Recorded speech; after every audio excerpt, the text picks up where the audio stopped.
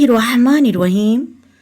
मोहतरम नाज़रीन, फौशुदा हज़रात की तरफ से कुर्बानी करना जायज़ है या नहीं। मसलन कोई बेटा अपने मरहूम वालिदैन की तरफ से वालिद या वालदा की तरफ से कुर्बानी करना चाहे, क्या ये जायज़ है या नहीं, और इसका सवाब उस मरहूमैन तक पहुँच सकता है या नहीं।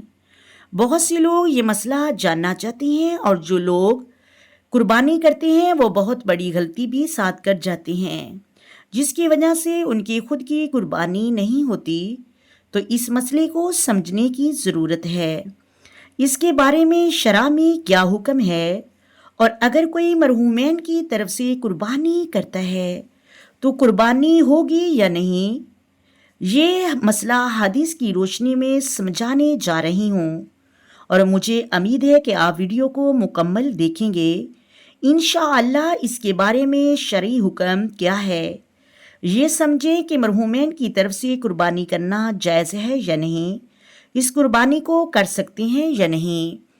इसके बाद जो लोग करते हैं इसमें बहुत गलतियाँ करते हैं, जिसकी वजह से उनकी खुद कुर्बानी नहीं होती, वो मैं आगे चलकर बताऊंगी।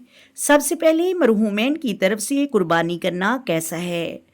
अबू दाऊद शरीफ में ये रवायत है कि हज़रत जाबर रदियल्लाहु ताला अन्हु फरमाते हैं, मैं नबी करीम सल्लल्लाहु अलैहि वसल्लम के साथ हाजिर था कि आप सल्लल्लाहु अलैहि वसल्लम ने एक मडा ज़िबा किया, और आप सल्लल्लाहु अलैहि वसल्लम ने अरशाद फरमाया कि ये मेरी तरफ से और मेरी उम्मत के उन लोगों की तरफ से है जो कुर्बानी ना कर सकें। इस तरह एक और रवायत में है कि हज़रत अली मुर्तज़ा रदियल्लाहु ताला अन्हु का ये मामूल था कि आप 2 मडे ज़िबा किया करते थे, और लोगों ने पूछा कि आप इस तरह क्यों करते हैं।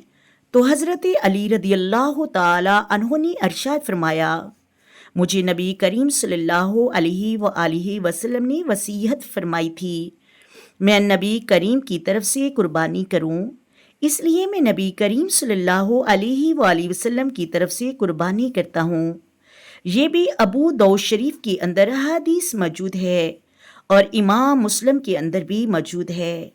इस तरह उलमा कराम भी फरमाते हैं कि फौशुदा मरहूमैन की तरफ से कुर्बानी करना शरअन जायज़ है, और ये कुर्बानी हो भी जाती है और उन तक सवाब भी पहुँच जाता है। लेकिन जो बहुत बड़ी लोग गलती करते हैं, जिसकी वजह से उनकी खुद कुर्बानी नहीं होती, उसको समझने की ज़रूरत है। मोहतरम नाज़रीन, सबसे पहले मैं आपको एक चीज़ बताती चलूँ। अगर मरहूमैन की तरफ से कुर्बानी है तो उसके गोश्त का क्या हुक्म है। वो गोश्त हम खुद इस्तेमाल कर सकते हैं, खुद रख सकते हैं या नहीं, या फिर सदका करना होगा। तो इसकी 2 सूरतें हैं। नंबर 1, अगर फौत शुदा ने मरहूमैन यानी मरने वाले ने पहले वसीयत की थी कि मेरी तरफ से कुर्बानी करना, तो तब जो गोश्त है इसका हुक्म यह है कि कुल का कुल सदका करना होगा। खुद इस्तेमाल नहीं कर सकते, खुद नहीं रख सकते। अगर मरहूमैन ने वसीयत नहीं की तो फिर इसके 3 हिस्से किए जाएंगे, और फिर इसे इस्तेमाल कर सकते हैं। और ये जो गलती लोग करते हैं, इस गलती को समझने से पहले ये समझना ज़रूरी है कुर्बानी किन लोगों पर वाजिब है, कुर्बानी वाजिब होने की शर्त क्या है। कुर्बानी वाजिब होने की शर्त यह है कि नंबर 1 पर कि वो मुसलमान हो, काफिर पर कुर्बानी वाजिब नहीं। नंबर 2, मुकीम हो, मुसाफिर पर कुर्बानी वाजिब नहीं। नंबर 3 पर वो बालिग हो, नाबालिग नहीं, उस पर नाबालिग पर कुर्बानी वाजिब नहीं होती। नंबर 4 पर बालग के नसाब होना, सहबे नसाब होना ज़रूरी है। इसके बारे में उलमा ने लिखा है कि 7.5 तोले सोना हो या 52.5 तोले चांदी हो। अगर सोना भी ना हो, चांदी भी ना हो, तो उसके पास जो पैसे हैं, अगर वो 52.5 तोले चांदी की मालियत में है, तो फिर ऐसा शख्स भी बालिगे नसाब है। अगर इसके पास ना सोना है, ना चांदी, ना ही पैसे हैं, तो अगर उसके पास माल तजारत है और वो मालियत का है, अगर इसकी इतनी वैल्यू बन जाती है کہ اس میں 52.5 تولے چاندی بن جاتی ہے تو وہ بالغ نصاب ہے، اگر اس کے پاس یہ بھی نہ ہو تو اس کے پاس حاجت سے زائد مال ہے اور اتنا بن جاتا ہے تو پھر بھی وہ بالغ نصاب ہے، اس پر قربانی کرنا جائز ہے۔ امید ہے کہ آپ کو سمجھ آ گئی ہوگی۔ اللہ تبارک و تعالی ہمیں عمل کرنے کی توفیق عطا فرمائے۔